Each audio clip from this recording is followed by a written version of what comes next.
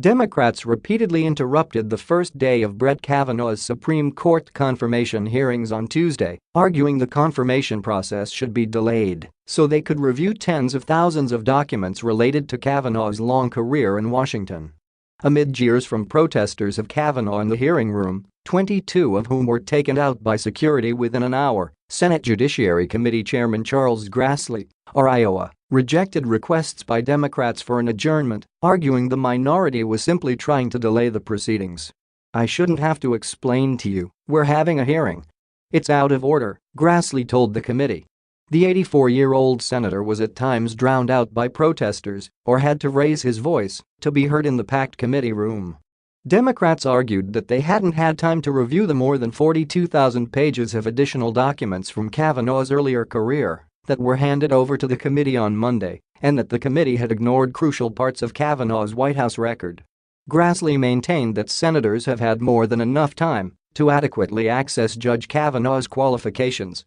And Republicans expressed frustration with Democratic demands, arguing they were out of order for interrupting the proceedings. Senator John Cornyn, Texas, said the committee hearing was being run by mob rule and that, if senators were in an actual courtroom, Democrats would be held in contempt. "This whole process is supposed to be a civil one, where people get to ask questions and we get to get answers," he said. Democrats began interrupting the committee chairman almost as soon as he started giving his opening statement. Democrats were aided by protesters in the hearing audience who continued to interrupt Grassley as he tried to move forward or respond to Democrats. Senator Kamala Harris, Calif., started the Democratic protests, saying that the senators could not possibly move forward given the late handover of documents. "We are rushing through this process in a way that's unnecessary," argued Senator Cory Booker, DNJ.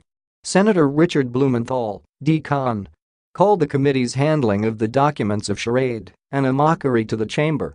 "If we cannot be recognized, I move to adjourn," Blumenthal said. "We have been denied real access to the documents we need." The committee received an additional 42,000 pages of documents related to Kavanaugh's past work for the George W. Bush administration the night before the hearing. Grassley argued that his staff had already read the 42,000 pages handed over to the committee Monday on a committee confidential basis, and there was no reason to delay the hearing. "We have received and read every page of Judge Kavanaugh's extensive record," Grassley said. Grassley also argued that the hearing was not an executive session and so would not hold a vote on adjourning the committee hearing. But Blumenthal urged the committee to go into executive session and warned if they did not have a vote, the committee's handling of Kavanaugh's nomination will be tainted and stained forever. Democrats have argued that a vote on Kavanaugh's nomination should be delayed until his extensive record can be reviewed, with documents from Kavanaugh's time as a White House lawyer during the Bush administration trickling in. Senators have received hundreds of thousands of pages from a legal team working for Bush. The National Archives is also reviewing documents from Kavanaugh's work as a White House lawyer, but isn't expected to be able to finish its work until the end of October. Republicans want to confirm Kavanaugh this month. Republicans have refused to request documents from Kavanaugh's 3-year period as staff secretary despite arguments from Democrats that they are crucial to understanding his thoughts on issues like torture and interrogation. Democrats argue the 3-year period is crucial to understanding Kavanaugh's thoughts on issues like torture and interrogation. "The fact that we can't take a few days or weeks to have a complete review of Judge Kavanaugh's record is unfair to the American people," Sen. Dick Durbin, DL, argued. But Republicans appeared to quickly lose patience with the tactics, which ate up more than an hour of the committee's hearing on Tuesday. Senator John Kennedy, Law, questioned Grassley on the ground rules of the hearings and whether senators would be allowed to continue to interrupt each other.